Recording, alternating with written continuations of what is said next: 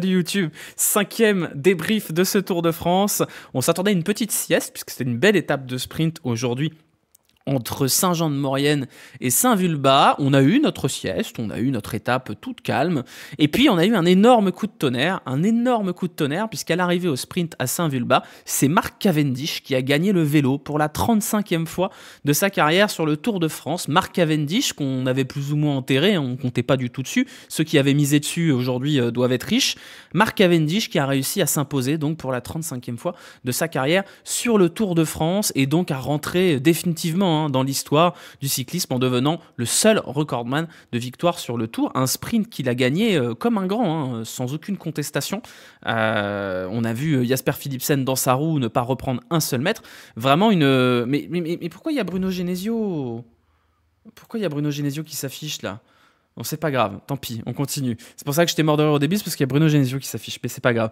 On va débriefer ensemble cette étape, même si en vrai ça va être assez rapide, puisque aujourd'hui c'était une étape de sprint, et demain ce sera de nouveau une étape de sprint, donc on n'aura pas énormément de choses à raconter sur cette étape, si ce n'est quand même parler de Mark Cavendish, parler de cette légende, parler de sa longévité, puisque la première victoire d'étape de Mark Cavendish sur le Tour de France, c'était en 2008, du côté de Châteauroux. À l'époque, c'était un jeune gamin. Moi, j'étais au lycée, en terminale. Et 16 ans plus tard, Mark Cavendish qui s'impose à nouveau comme un grand, parfaitement lancé, parfaitement faufilé dans le sprint pour aller s'adjuger cette victoire avec plus d'un vélo d'avance en plus. Vraiment plus d'un vélo d'avance. On va regarder un petit peu le profil de cette étape d'aujourd'hui, même si c'est pas hyper intéressant. Une étape 100% transition entre Saint-Jean-de-Maurienne et Saint-Vulbas. Un sprint massif qui était évident. On a vu l'échappée qui a mis beaucoup de temps à se former. Puis finalement une échappée de 2 coureurs, 2 Lyonnais, une échappée 100% 6-9 Latrique composée de Matteo Vercher et de Clément Russo, 2 coureurs qui du coup sont nés à Lyon. Il y en a quelques-uns des Lyonnais dans le peloton. Voilà, ils nous ont fait une échappée de Lyonnais pour arriver dans l'Ain, donc pas très loin de Lyon. C'était l'étape la plus proche de Lyon théoriquement avec Mâcon. Une échappée qui n'a pas trop eu d'espoir. Ils sont montés jusqu'à 4-5 minutes, mais il n'y avait pas trop d'espoir d'aller chercher la victoire aujourd'hui. Il y en aura encore moins demain. Le classement de l'étape, pour vous dire que quand même, il y a quelques enseignements à tirer de cette étape, puisqu'on a donc la victoire de Mark Cavendish à la surprise générale. On a un Alexander Kristoff qui vient se hisser à la 3e place. Lui aussi, on l'aurait plutôt enterré.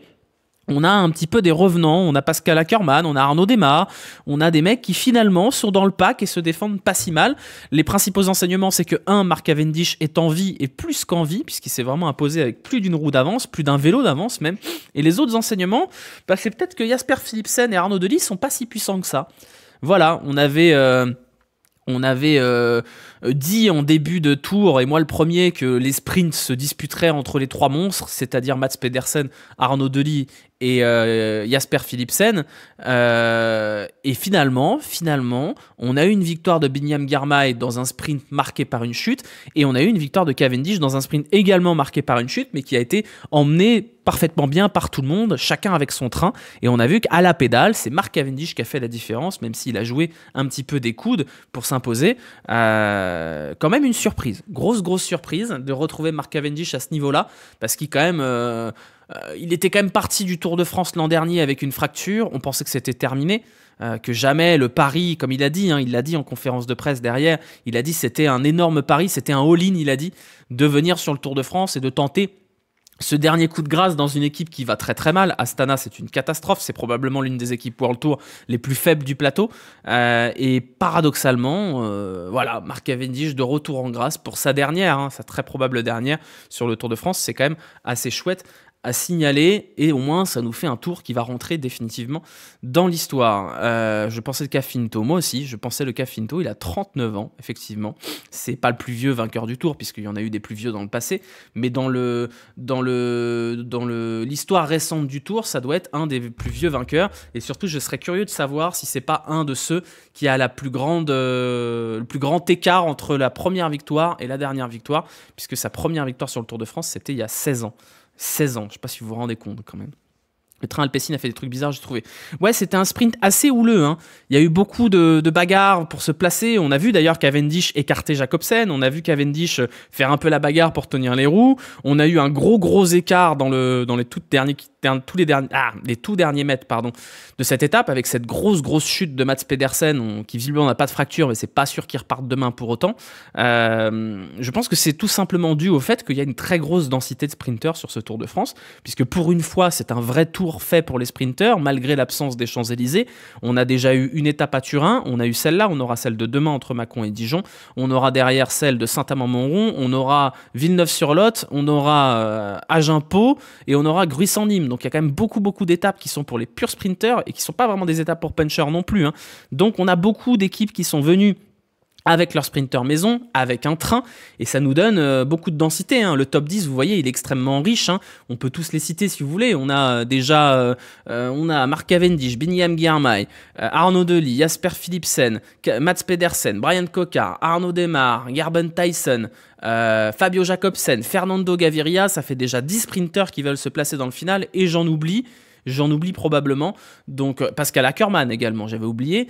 Donc je pense que vraiment c'est un des tours où il y a la plus grande densité de sprinters, et donc on n'est plus très habitué, je pense, sur le Tour de France, à avoir 10, voire 11 trains qui vont se faire la guerre dans les derniers kilomètres. On l'a vu, à partir de 5 km, ça a été vraiment la guerre pour rester devant, et on a tellement été habitué ces dernières années à avoir 1 ou 2 trains qui surdominent. Parfois ça a été celui de la Quick Step, après ça a été Alpecin. Là, c'est assez paradoxal d'avoir aucune équipe qui surnage, vraiment aucune équipe qui surnage, et donc ça donne des sprints un petit peu chaotiques, et finalement assez intéressant quand même. C'est assez cool de voir des sprints où vraiment à 100 mètres de l'arrivée, on se dit pas ils sont encore 4 du côté de Columbia, ça va être pour Cavendish, ou alors quand c'était à l'époque de Fabio Jacobsen à son prime, j'ai oublié Groenewegen aussi, je trouve ça assez cool. Je trouve les sprints cette année assez cool, vraiment. Surtout très peu de bons trains. Ouais, il n'y a pas de train supérieur aux autres, il n'y a pas de train qui fait la dictature dans les derniers kilomètres, et je pense sincèrement que ça donne de l'espoir aux autres trains, et donc on a vu des trains qu'on peut considérer comme un peu inférieurs, sans manque de respect, mais par exemple le train Arkea Samsic pour Arnaud Démare qui fait une saison calamiteuse. Le train Arkea Samsic, c'est pas le train du siècle, même s'il y a des bons coureurs. Dan Maclay est un excellent lanceur. On le voit dans les 500-600 derniers mètres faire son trou. Des trains qu'on peut considérer aussi comme inférieurs. Le train Intermarché pour Biniam Girmay ou Gerben Tyson, ce sont pas les meilleurs sprinteurs. Le train Intermarché est très présent dans les derniers kilomètres, et donc je pense qu'on a vraiment un paradigme nouveau du côté du sprint, avec beaucoup de trains qui se font la guerre pour dominer ce peloton, et aucun ne domine. Et c'est pour ça qu'on a des situations très tendues, et c'est pour ça qu'on a 2 sprints avec 2 grosses chutes quand même. L'auto le meilleur train. Ouais, c'est l'auto le meilleur, je pense. Je suis un peu déçu du train Alpecin, parce qu'on annonçait tellement Philipsen supérieur, et son train il est tellement énorme. Enfin, rendez-vous compte quand même, le train de Jasper Philipsen, son lanceur c'est Mathieu Van Der Poel, et devant ça il y a Axel Laurence, et autour de ça il y a des mecs qui sont normalement hyper fiables comme des Jonas Ricard et compagnie. Je suis un peu déçu pour l'instant du train Alpecin. Ils ont encore pas mal de temps pour se rattraper, mais pour l'instant voilà, c'est 2 sprints pour 2 upsets. On n'aurait pas imaginé qu'au bout des 2 premiers sprints massifs de ce Tour de France, les victoires seraient revenues à Biniam Girmay et à Mark Cavendish. Donc le suspense reste entier pour demain. Les cartes sont vraiment rebattues, et je pense que c'est quand même vachement compliqué d'imaginer quel sera le top 5 de demain. Et peut-être, parce qu'on n'en a pas parlé, mais peut-être que dans cet écosystème du sprint beaucoup plus homogène, on peut se mettre à rêver d'une victoire française, puisque Brian Cocard est pas si en dessous des autres, et il a un train qui est plutôt intéressant aussi. Donc voilà, Brian Cocard, je pense qu'il peut espérer la toucher, cette victoire d'étape sur le Tour de France, parce que cette densité-là favorise aussi ceux qui sortent du bois très tard. Voilà, j'y crois pas quand même. C'est pas que j'y crois pas moi, mais je me dis que c'est plus faisable pour Cocard cette année que ça l'a été dans les années où c'était écrasé par 1 ou 2 trains de sprinters qui étaient quasiment intouchables, comme dans le Tour de France qui partait du Danemark, où on avait Jacobsen et Philipsen. C'était impossible, quasiment impossible de les toucher, quoi. Mathieu Van Der Poel, il fait ses intensités pour les JO. Ah ouais, Mathieu il a pas trop envie d'être là, il est en plein test. Bonsoir Charlie, quel label donnerais-tu à ton Airbnb? Je mettrais un label platine, puisque c'est chez moi. Donc c'est pas un Airbnb, je suis chez moi là. C'est ma petite maison familiale, je suis dans ma chambre, donc c'est pas un Airbnb. Et ce Airbnb qui n'est pas un Airbnb est doté de la fibre optique. Voilà, et peut-être qu'il n'y a pas d'eau chaude par contre, il faut que je vérifie. Voilà pour le constat sur cette étape. On va jeter un œil sur l'étape de demain, mais alors vraiment un tout petit œil, parce que L'étape de demain, bon. Bon, bah voilà. Hein. La sieste. On a une petite côte au début, à 10 km du départ. Après, on a un sprint intermédiaire, kilomètre 30. Et après, bah, on a 130 km de sieste. Voilà. Alors, on va quand même mettre un petit peu de frisson là-dedans en disant que il fait pas beau en Bourgogne et que ça va un peu souffler. Donc peut-être on peut rêver de bordures. Je crois pas trop, honnêtement. Mais on peut espérer qu'il y ait des bordures. On peut espérer que le mauvais temps rebatte certaines cartes, même si on va jamais espérer des chutes. Mais demain, la seule grande difficulté, c'est qu'on a un rond-point à 700 mètres de l'arrivée. Donc il faudra être placé très très tôt et ça risque d'être encore une nouvelle fois un peu chaotique. Mais on sait ce qu'on a demain. On sait ce qu'on a demain. C'est un sprint massif dans les rues de Dijon. Et ce sera de nouveau le Royal Rumble. Et on a pas mal de coureurs qui veulent se rattraper, notamment Jasper Philipsen et Arnaud Delis, qui n'ont toujours pas gagné. Et il va falloir à un moment donné s'y mettre parce qu'ils n'ont toujours pas été en position de gagner, littéralement. Donc voilà, suspense entier. Pour demain, ce sera la dernière étape de la semaine, plutôt indécise, puisque derrière, on aura l'étape de Semur en Auxois. Samedi, il y aura le contre-la-montre d'abord vendredi, mais samedi, on aura l'étape de Semur en Auxois qui ressemble un petit peu à une étape pour échapper, même si ça pourra être de nouveau un sprint peut-être en petit comité ou de puncher.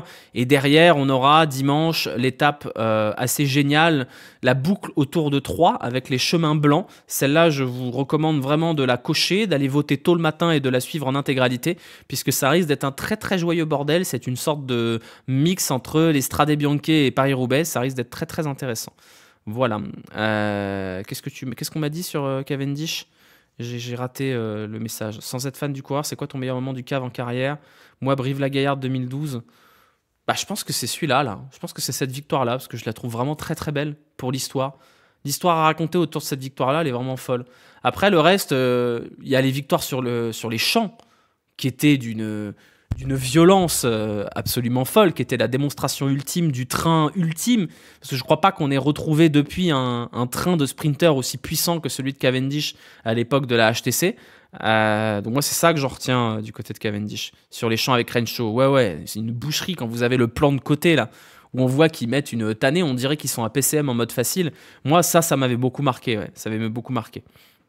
Tu penses que les chemins blancs peuvent faire des écarts au classement général ? Franchement ouais, ça fera, si ça fait des écarts, ça fera des écarts par le chaos. Ça fera pas des écarts à la pédale, ça fera des écarts parce qu'il y a des mecs qui vont crever, il y a des mecs qui vont se retrouver décrochés, il y aura des cassures, il y aura du bordel. En tout cas, c'est comme ça que j'imagine cette étape, c'est comme ça que je l'espère aussi parce qu'elle a été mise là comme ça. C'est un peu une première, hein, des chemins comme ça, une étape un peu trop Broléon, Strade Bianche, et je trouve ça très original. Les coureurs voulaient pas de pavés, ils en auront pas non plus l'an prochain visiblement, même si on part de Lille. Mais je suis très très curieux de voir la tronche de cette étape de Troyes. Ouais. Donc, de toute façon, on débriefera dans la foulée de l'étape. On débriefera à 18h. Et voilà. Voilà. Pour ce qu'il y avait à dire globalement sur cette étape. On va passer au jeu de l'échappée pour ceux qui n'ont pas encore fait leur prono. Aujourd'hui, c'était pas la folie pure le jeu de l'échappée. On va pas se mentir. 2 échappées, donc 2 points en jeu. Et on a quand même un vainqueur. Le vainqueur d'aujourd'hui. Alors, donnez-moi 2 secondes parce que évidemment, j'ai pas le bon truc. Alors. Le vainqueur d'aujourd'hui, bon, faites un effort sur les pseudos quand même. Parce que le vainqueur du jour, c'est HHJIG7HGJK. Donc merci pour le pseudo imprononçable. C'est le premier de tous à avoir mis Russo et Vercher dans sa sélection. Donc bravo à lui qui remporte donc le petit bidon. Il est où ? Bah non, je l'ai jeté derrière sur le lit. Une gapette AG2R La Mondiale, un petit sac, une chaise, un kit solaire. Tout l'équipement parfait pour aller glander sur le bord des routes. Quelqu'un aurait le lien pour jouer. Pour jouer, vous tapez point d'exclamation prono et vous mettez 10 noms séparés par un point virgule. Donc vous mettez par exemple, je sais pas, Vercher, point virgule, espace, Russo, point virgule, comme ça. Et tous les jours, il faut faire ça dans le chat Twitch. Et après, vous pouvez retrouver avec le lien qui vient de s'afficher sur le chat votre score en se connectant sur le petit lien via votre compte Twitch.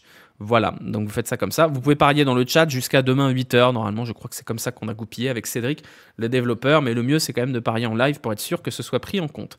Voilà, donc je répète, vous tapez point d'exclamation prono et 10 noms séparés par un point virgule. Voilà.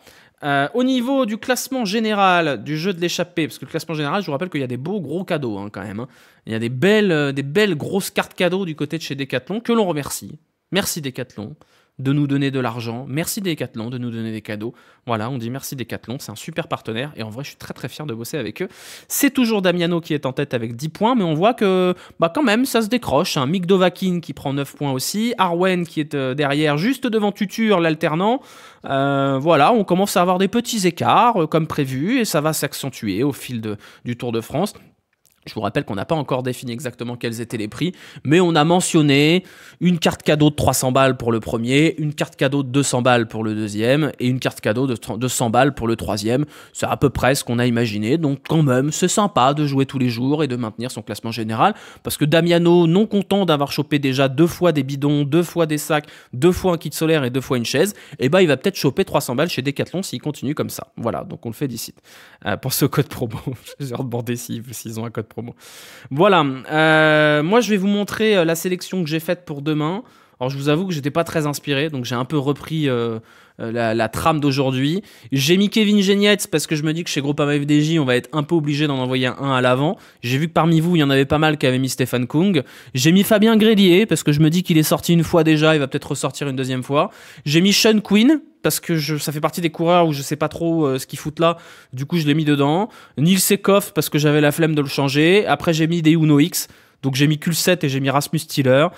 J'ai remis Dorian Godon, parce qu'on n'a pas beaucoup vu l'équipe Decathlon AG2R pour le moment, donc je me dis que peut-être qu'à un moment on va les voir en échappée. C'est peut-être plus pour samedi Dorian Godon. Hein. Demain, il y a quand même très très peu de chances d'aller au bout. J'ai mis Lorenz Rex, parce que j'adore les chiens. J'ai mis Sandy Dujardin, parce que j'adore les jardins. Et j'ai mis Jordan Jega. Voilà. Je vous avoue, pas très très inspiré sur le prono. Pas très inspiré. J'ai pas regardé qui étaient les locaux. C'est vrai qu'on peut imaginer un Julien Bernard faire l'échappée parce qu'il est du coin. J'ai pas regardé qui étaient les bourguignons de l'équation. Après, les bourguignons, ils auront quand même 3 étapes pour s'échapper. Donc, c'est pas sûr que ce soit aujourd'hui. Je pense pas que les favoris pour le contre-la-montre partent en échappée demain. Non, c'est pour ça que je pense pas que Stéphane Kung partira en échappée. Je pense pas que Bissegger ira en échappée demain. C'est pour ça que j'ai mis des coureurs qui sont pas forcément très intéressés par le contre-la-montre dans l'absolu. Mais bon, on verra. Hein. Demain, il y a un monde où demain, il n'y a pas d'échappée. Hein. Il y a un monde où il y a 0 échappée. Pour l'instant, on y a échappé. On a eu Grélier à Turin et on a eu Russo et Vercher aujourd'hui sur des étapes qui étaient promises au sprint. C'est même pas sûr que demain, il y ait une échappée, hein, puisque le concept d'échappée publicitaire est en train de disparaître petit à petit. Donc voilà, pour le jeu de l'échappée. Demain, on a terminé ce débrief qui aura duré 17 minutes. C'est pas mal. On se retrouvera du coup demain à 22 h, pareil, pour débrief de l'étape de sprint et projection sur le contre-la-montre qui, pour le coup, s'annonce assez intéressant. Et moi, j'y serai au contre-la-montre. Je suis invité par Decathlon pour être en VIP sur toute l'étape. Donc, j'aurai l'occasion de vous prendre un peu des vidéos et de vous les montrer le soir même. Ce sera assez sympa. Et demain soir, sur le live, alors peut-être qu'ils auront envie de se reposer, mais j'aurai à la maison les gars de la tête dans le guidon qui passeront peut-être une tête à un moment donné pour faire un peu les cons avec vous, pour parler de plein de trucs. Peut-être pas politique, hein, je pense pas que ce soit leur domaine, mais voilà, ils seront là, donc peut-être qu'ils viendront poser une autre chaise affreuse pour venir discuter avec nous demain. Voilà pour ce débrief. On dit au revoir à YouTube dans le chat et on dit à demain YouTube. Voilà, n'oubliez pas de vous abonner, lâcher les petits pouces, tout ça, fait toujours plaisir. Le dernier débrief, il est monté à 2006, donc c'est assez cool. Bon, les débriefs de sprint, ils sont un peu moins élevés, mais c'est normal. Mais voilà, on cimente le format. Allez, on dit au revoir à YouTube. Bisous YouTube, à demain.